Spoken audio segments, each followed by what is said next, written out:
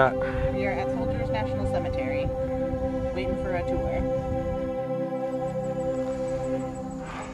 They're almost, as Jamie just said, they're almost like magnolia trees.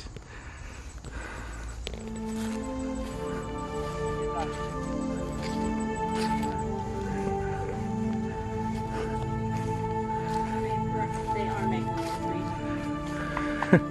So says the sign on the other side of the tree. Ah. Good job, babe.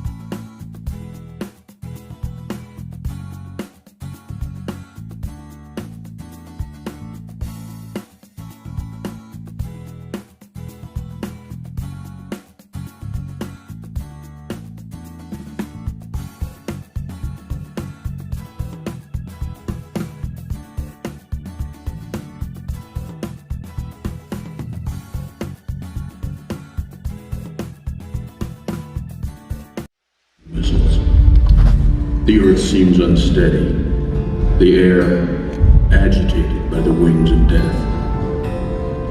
The field is covered in thick smoke. Neither side can see its targets. By 2:30 p.m., the Confederates begin to run short of ammunition. At General Longstreet's nod, commanders shout orders. and the Confederate infantry step out of the woods and rise up from the fields.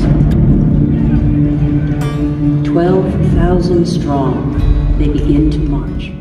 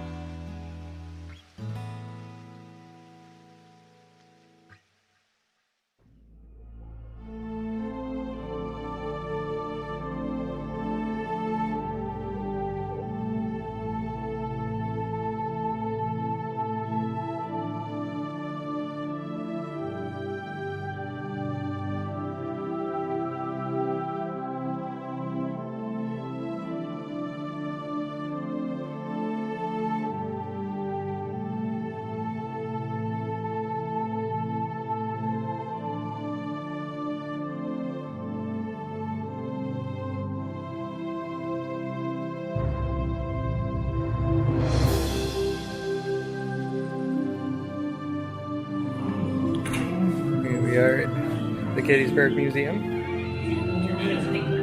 Go check this out. Should be pretty. Yep, lead the way, babe.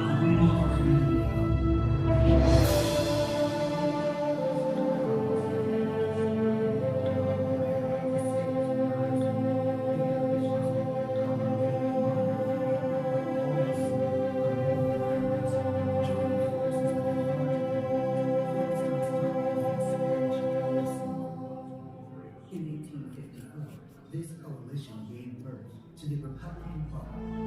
Its defining mission to stop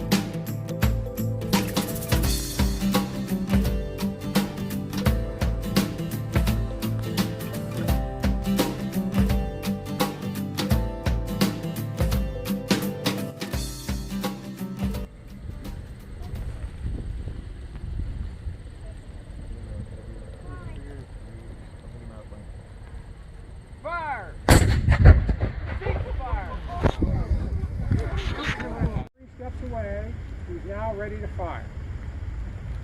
Fire! Sweet fire! When you saw that gun rock back.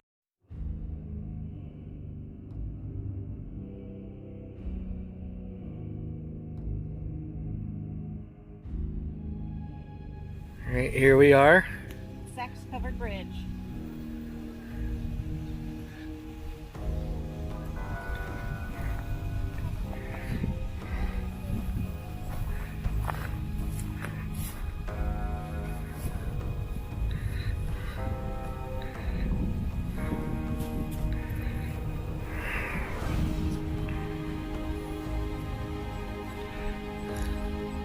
We're gonna see if we see any ghosts.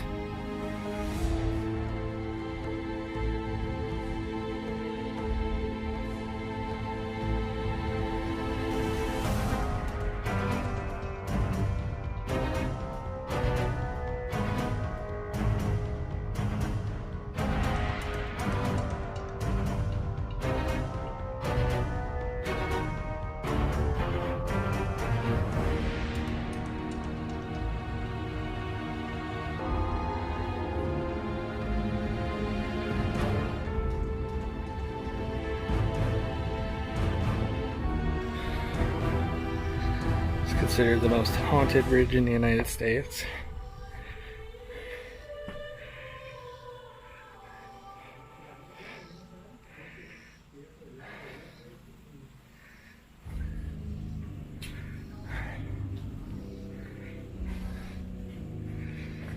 People have really desecrated this place.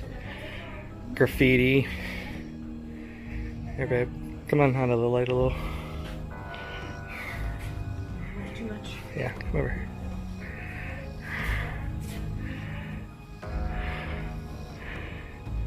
So tell us where we're at. We are at Sex Covered Bridge, just outside the Gettysburg battlefield. It's one of the most haunted places in the United States. According to some. According to many.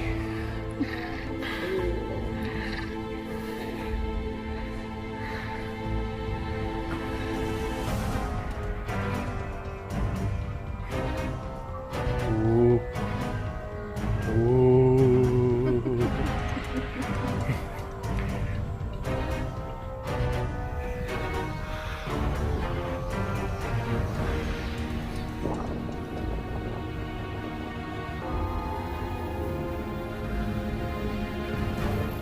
It's a ghost in the bush.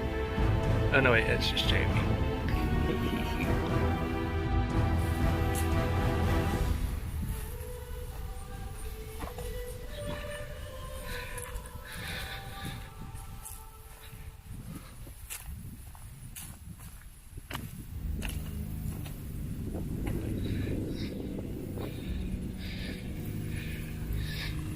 You fall in. I'm never letting you live it down. I'm not gonna go back there. Uh-huh. Jamie's playing around with dangerous territory here.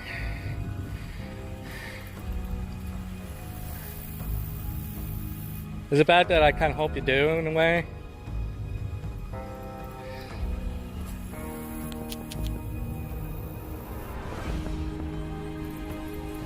Probably kind of bad if I do hope she falls in, but Should I fall in? Is that what you're saying?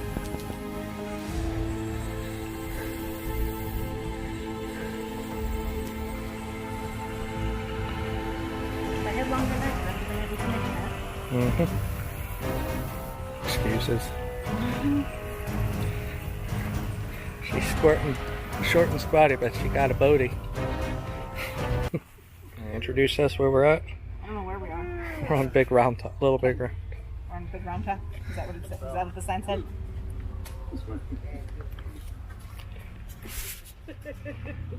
Alright.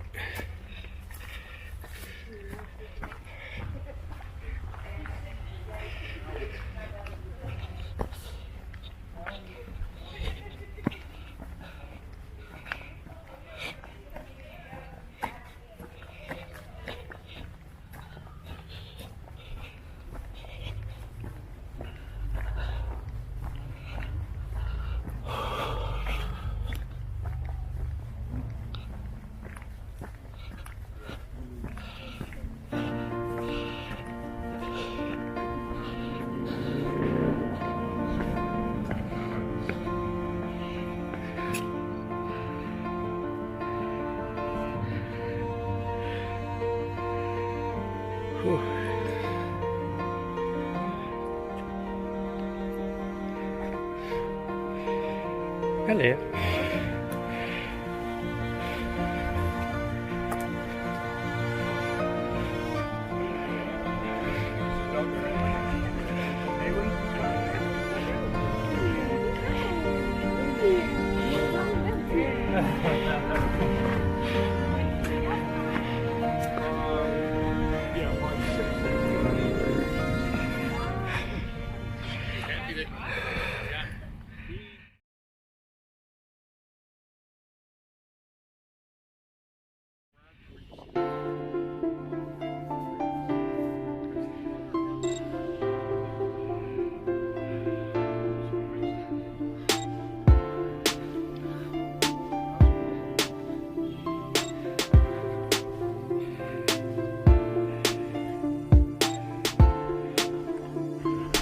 What do you think, babe? Impressive, the vantage point. Imagine looking down over the battlefield here, glassing this whole area, signaling, sending riders down. Remember that lookout tower? Yeah. That's it way out there. Near as well as it. Yeah, and then there's the monument we were at. Yeah. Way out there.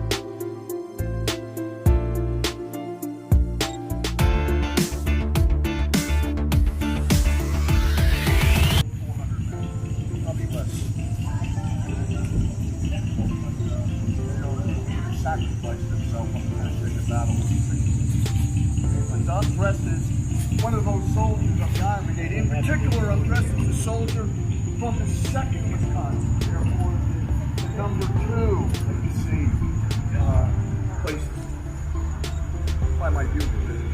Okay, the bugle, of course, is the bugle.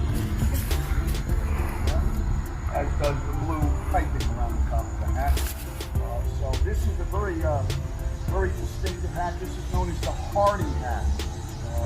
Prior to the American Civil War, what were called the U.S. regulars, standing United States Army prior to the American Civil War, this is how they were dressed also.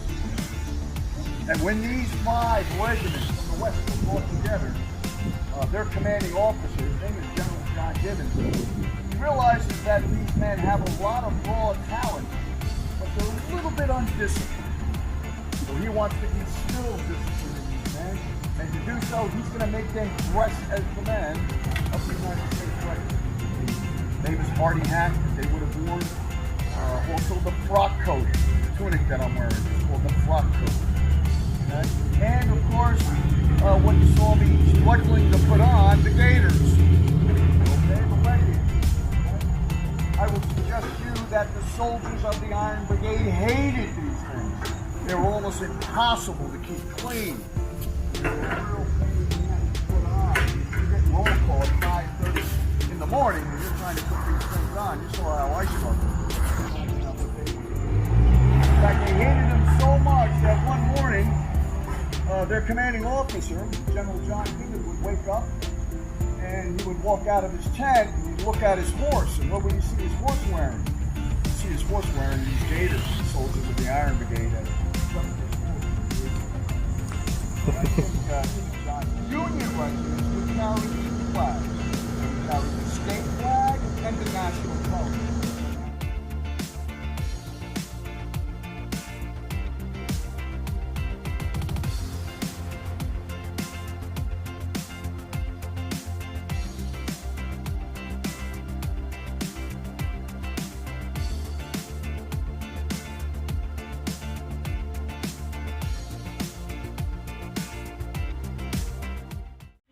and I am the owner of the Dobbin House. Ooh, wow. It's the house, the people who built it, and what it was like when they first moved here.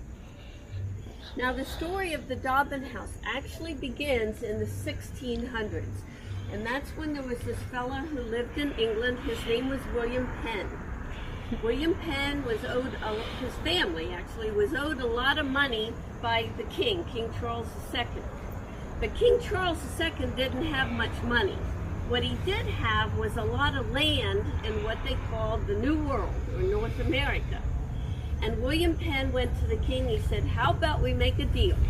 How about I get land instead of the money? And the king thought this was a good thing.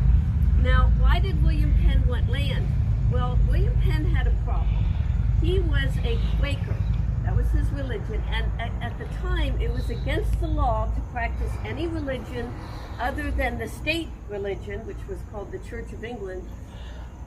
And so William Penn actually ended up in the London Tower a couple times because he was practicing his religion.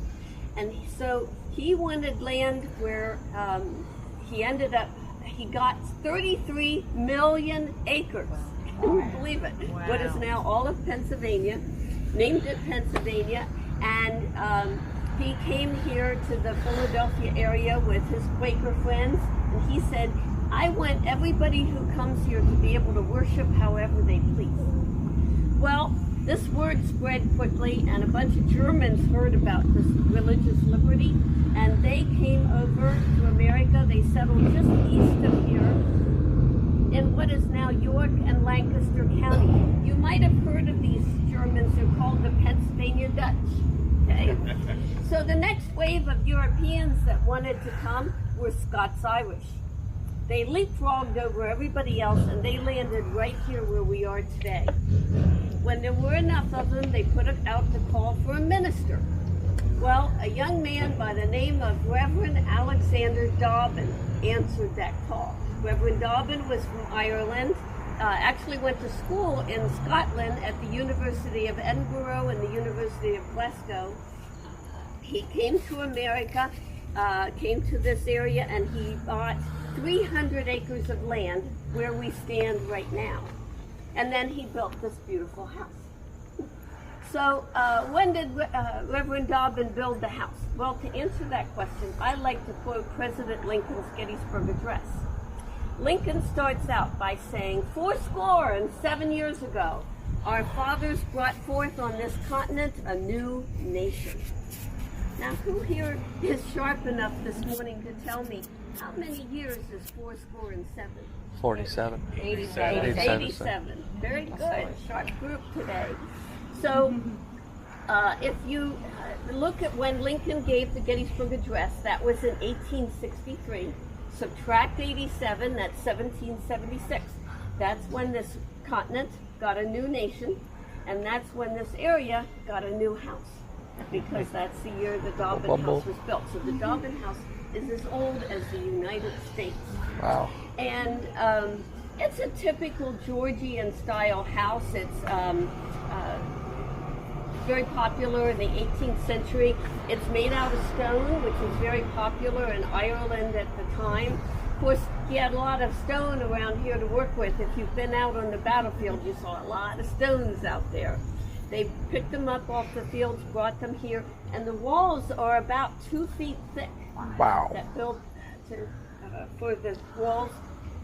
And you'll notice on the first floor there are shutters, and on the second floor there aren't any. Well, today if you put shutters on a house, normally you put them on all the front windows because it makes it look so pretty. But believe it or not, these are not for decoration. These shutters are for protection from Indian attack. Because in 1776, they were still very afraid of Indian attacks in this area. There were actually some Indian attacks to the northeast of here into the 1780s. And the Dobbin family heard stories of Indian attacks right here in this area. Now, it took place about 15 years earlier. It was during a war. It was called the French and Indian War. And I always say, whoever named that war, they named it wrong. It's confusing. It wasn't the French versus the Indians. You see, the French occupied up north what is now Canada and Quebec. And they looked at this continent and they said, wow, look at all this land where we could cut down the forest and we could plant crops on the fields. And so they went to the Indians. They said, if you help us to drive out all those English folks, we'll give you free land, we'll leave you alone. Well, this sounded really good to the Indians. So the French and the Indians started attacking people on the frontier of America. That frontier at the time was right here where you stand now. And they attacked quite a few families close by. One of them became kind of famous. It was the Jameson family. They were immigrants from Ireland, and they had a young daughter. Her name was Mary. She was only 15 years old at the time of the attack. Well, later, Mary recounted her story and put it into this book. And she talks about the French and the Indians swooping onto the farm, and they actually kidnapped the entire family. Well, the worst part for Mary was that they separated her from her parents. She talks in here about later, she's sitting by the campfire. They had attacked quite a few settlements, and there are scalps drying over the fire. She recognized two of the scalps. Her mother and her father's Irish red hair. So she knew they were gone. But her mother told her before she left, do what the Indians say and I think you'll be all right. And that was true. She was caught by the Shawnee, but she was sure. They said, Mary, you're known as the white squaw of the Genesee River. If you want to come back to the white man's culture, we'd be happy to welcome you. Well, Mary thought about this offer and she said, no, thank you. Well, first of all, by that time she had grandchildren, and of course she didn't want to leave her grandchildren because they were Indians. They had to stay. And also, as a female, she had the right to own land. She owned over 1,000 acres of land up there. And it was the Indian women who did the voting on who was going to be the chiefs of the tribe. Now, owning land and voting, these are rights she would not have had in the white man's world at the time. So I think they might be additional reasons why she chose to stay. She lived to be over 90 years old and stayed with the Indians her entire life. But she was brought up right here, not too far from the Dobbin house. So the Dobbin family, again, they heard these stories and they thought, we better put shutters on the windows just in case the Indians come. We can hold out and close up everything until help arrives.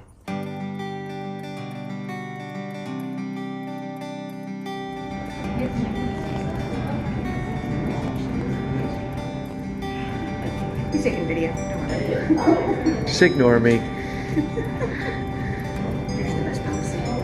Right? Huh? My phone? Yeah.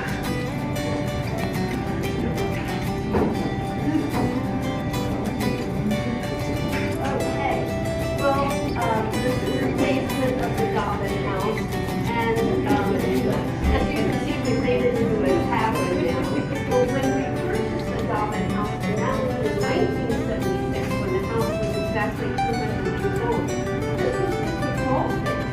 The church came to about my chin, and the Dobbin family moved to this exact location because it was over top of a really good spring, and they would have mineral water. So it was really nice.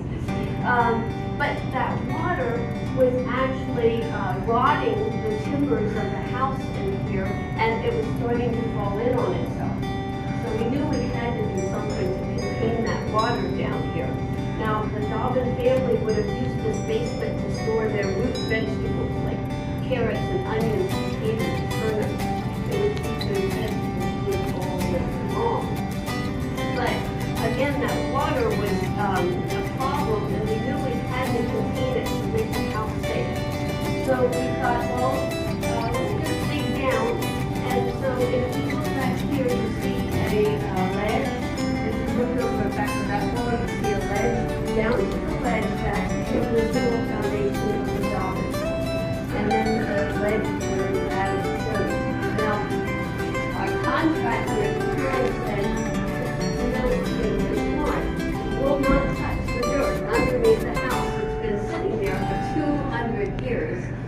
So you have all kinds of problems. So we listened to them. That's why we came out with the lead. But if you look at this corner back here, you'll notice there's no lead. Here we are at the tavern at the Goblin's house.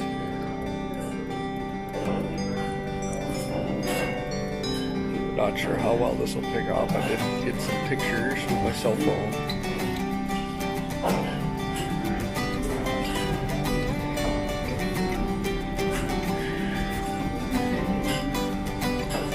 There's the bar.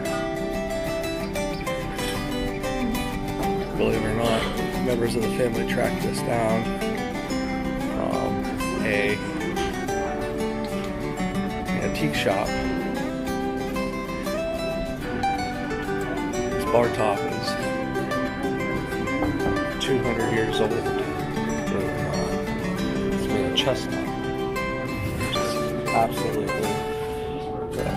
Now that part of the bar right there is new, but this part right here. Right here.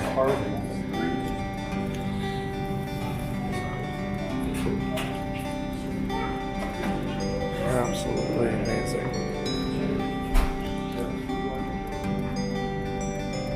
Here's a picture of George Washington.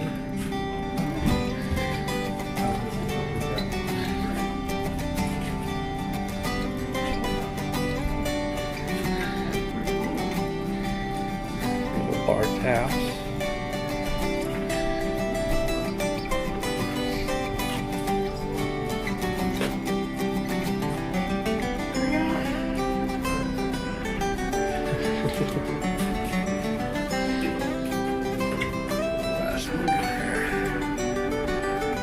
Absolutely gorgeous.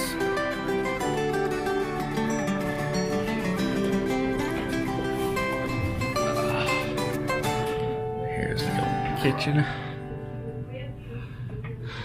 This is where you get water.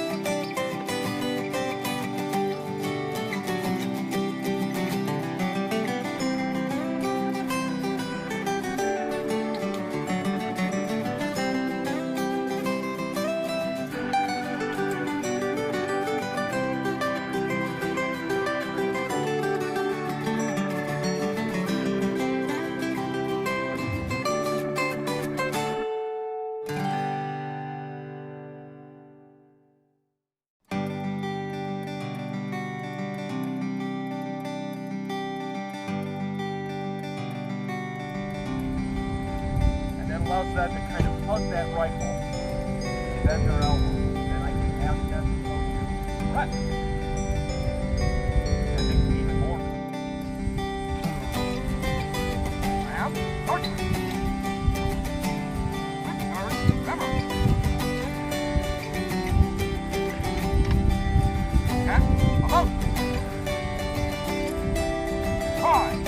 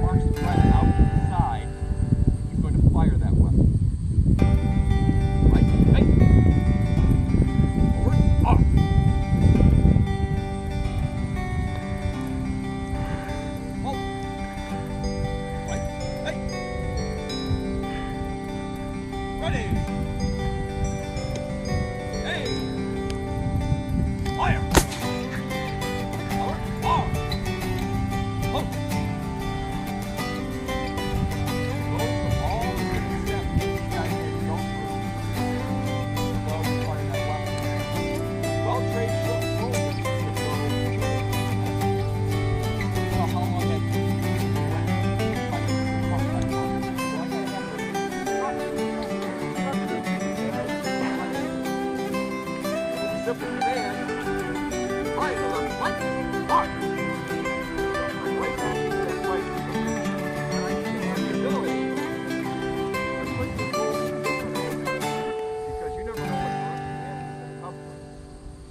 march these guys around a little bit.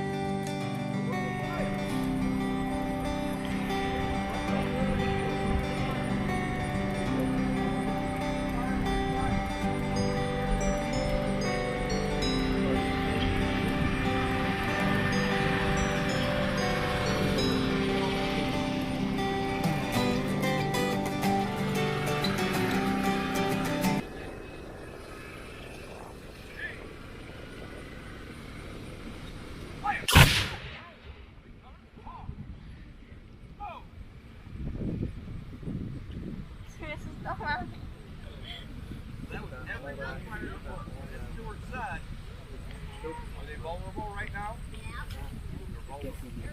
We gotta have some other options. Does that make sense? Gotta have some other options. Let me see.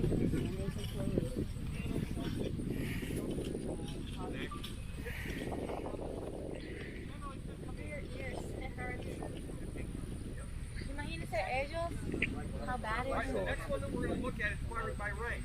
This allows you to fire only half the percentage. Rear rank, ready! Hey! Fire! Low! Front rank! Ready! Hey! Fire! Low! Fire by file! Coming! Fire!